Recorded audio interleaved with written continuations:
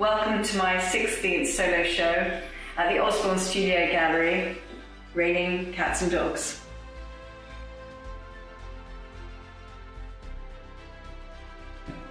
This is Wizard, the studio dog, who is my companion whilst I paint. He gets into the zone and it lulls him to sleep, where he stays usually until about 4 o'clock in the afternoon when his tummy starts rumbling. This should be, you would think, horizontal, but actually, if you actually saw with the reference material I had, the snow leopards come directly down. And this is what I've captured on an abstract background which I'd previously painted. Likewise, this was also a landscape. In fact, you can even see that I've decided to keep my signature as such. But this was a canvas that originally had a life painting which I did. And when I looked at it several years later, I didn't like the face, so I just covered it up.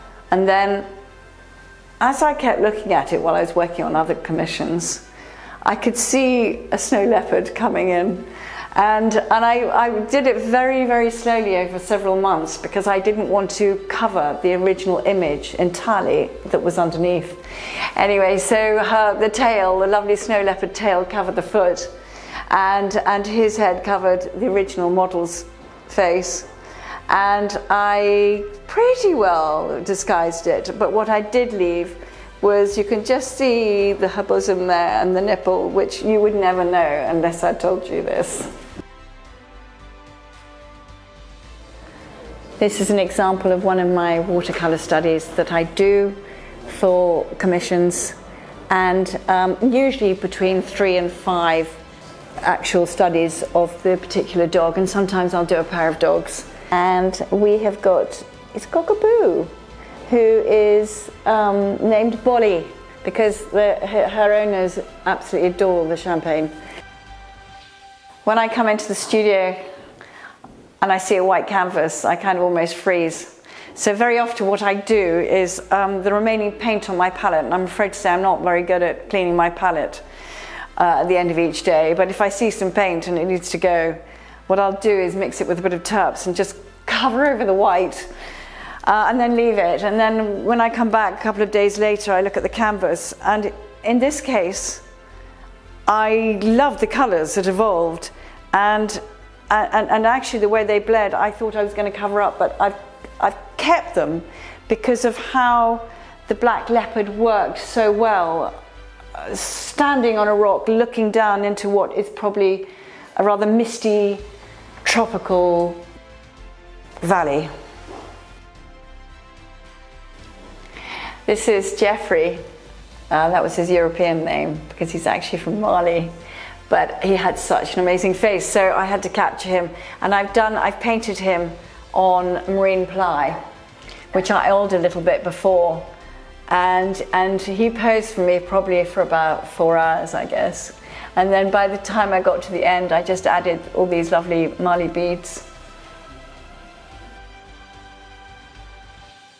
This is one of my more exotic African paintings, which I've done on a gesso board. And I've really wanted to bring in the colours that they wear in their turbans and with their earrings. And with this one, actually, I left it slightly less finished. And I felt there was more life yet to come. And sometimes with certain paintings, you've got to stop just before you've got to where you think you're going to finish.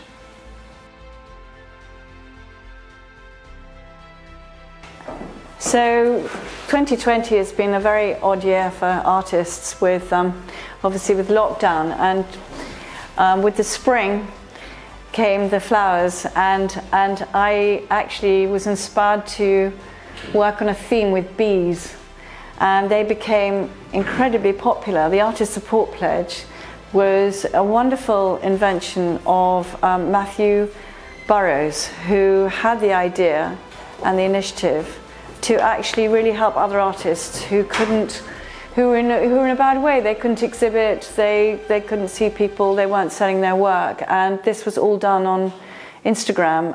and it really gave me an insight into the power of media. Leading on from my Artist Support Pledge bees, I thought we needed one to incorporate in with my Raining Cats and Dogs exhibition. So hence we've got the bee, and this one is Let It Be, with a little whippet who's fascinated by the creature.